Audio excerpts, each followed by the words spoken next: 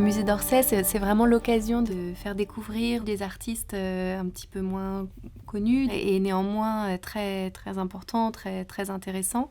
Le poème de l'âme de Louis Jeanmot, c'est une œuvre très particulière dans son siècle, qui est vraiment d'une grande originalité parce que c'est une œuvre plurielle, elle se développe en 34 compositions, c'est aussi un poème. Donc c'était l'occasion de faire redécouvrir cet artiste, de présenter cette œuvre en particulier de manière vraiment concentrée sur cette œuvre pour en faire découvrir toute la spécificité, toute l'originalité, se pencher sur cette entreprise un peu atypique de Jeanmot de faire l'histoire d'une âme en peinture.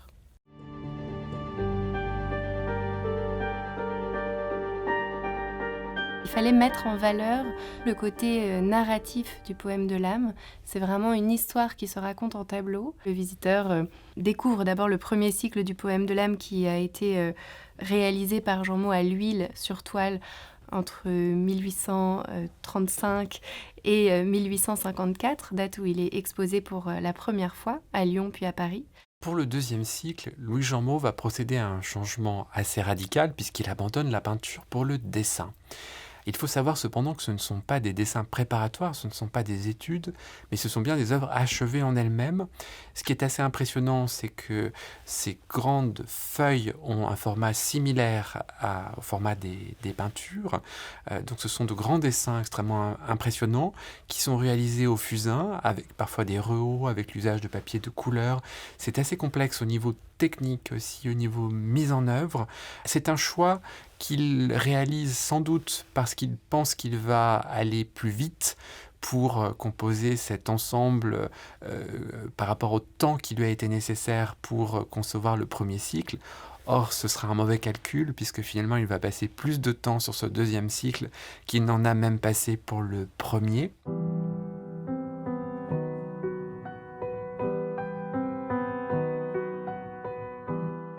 Dans les parties pris scénographiques, on a ce parcours pour les deux cycles du poème de l'âme avec des stèles qui différencient en fait chacun des tableaux. On voulait vraiment marquer ce cheminement aussi par une scénographie qui séparait chaque tableau tout en laissant de la continuité.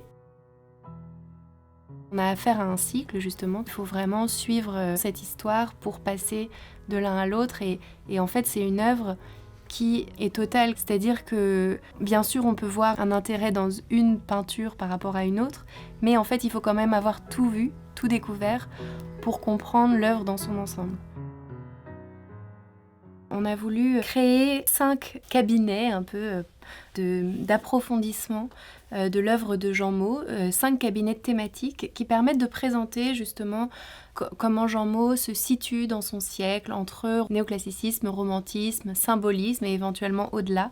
Donc à travers 5 cabinets qui présentent d'autres œuvres, d'autres artistes et qui permettent de faire des liens entre les œuvres du poème de l'âme et ces autres artistes, qui sont un peu comme des moments de respiration dans l'exposition, où on peut s'arrêter en dehors des cycles même du poème de l'âme pour approfondir.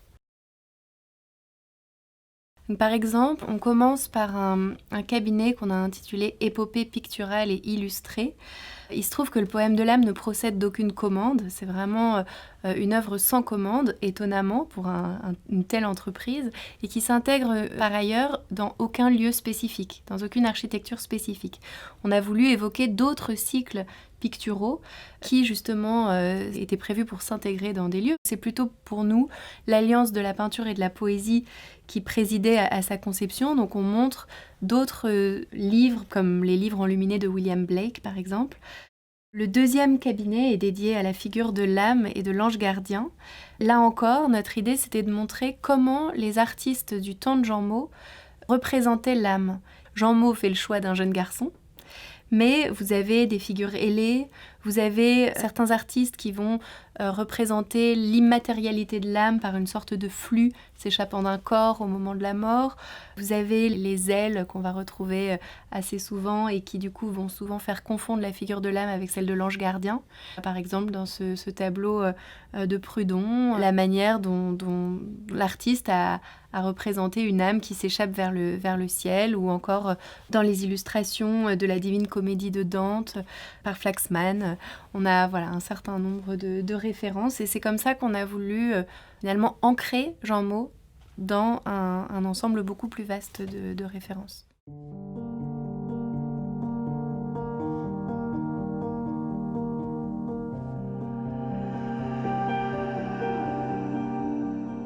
On se trouve là devant un ensemble de 9 tableaux qui sont un peu le cœur du premier cycle du poème de l'âme.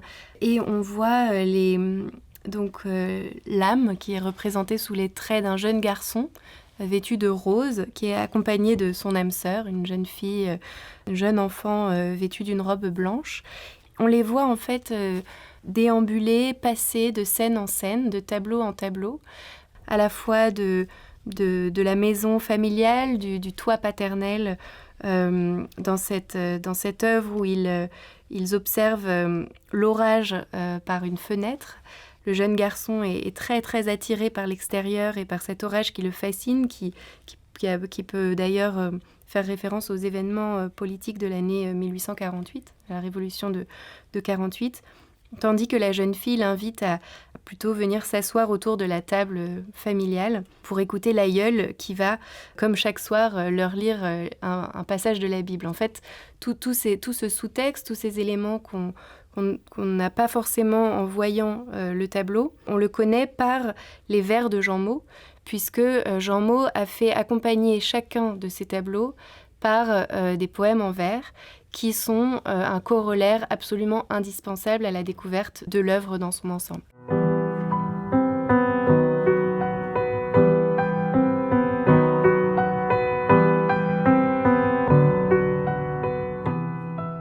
Le poème écrit a pour mission presque d'annoncer toujours le côté tragique en fait du poème de l'âme et du côté tragique de l'existence humaine, alors qu'on peut avoir l'impression qu'on se trouve devant des scènes plutôt heureuses, plutôt joyeuses, plutôt naïves. Quand on lit le poème en regardant une œuvre, très souvent le poème est annonciateur de la fatalité, de la mort, annonciateur de la fatalité du malheur. Par exemple, dans L'Ange et la mère, on a la mère qui dorlote son enfant et l'ange gardien qui est tourné vers le ciel en prière. C'est une scène très douce, vraiment de quiétude, de paix.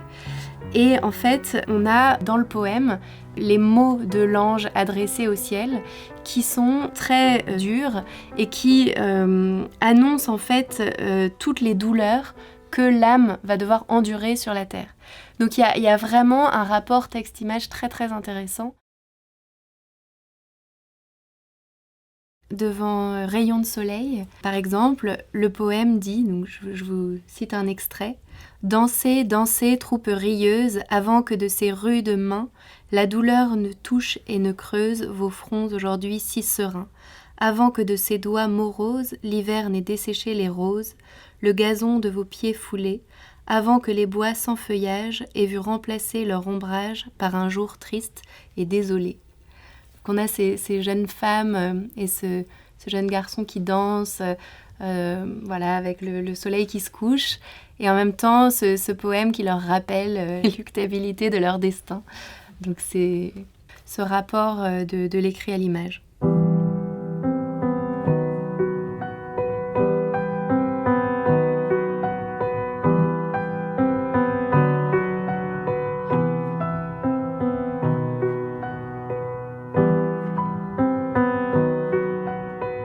Je citerai bien Chute fatale, qui voit le héros tomber au fond d'un précipice. On a un gouffre au premier plan, très très terrifiant, et le personnage principal du poème de l'âme qui chute. Et puis, c'est un tableau très allégorique, très, très compliqué, avec 3 mots écrits au centre du tableau qui, moi, personnellement, me fascinent et m'ont vraiment fascinée au moment où, quand j'ai découvert ce tableau. fatalité, révolte, matérialité. C'est très, c'est très obscur et on sent derrière tout le 19e siècle, je trouve, dans ce tableau.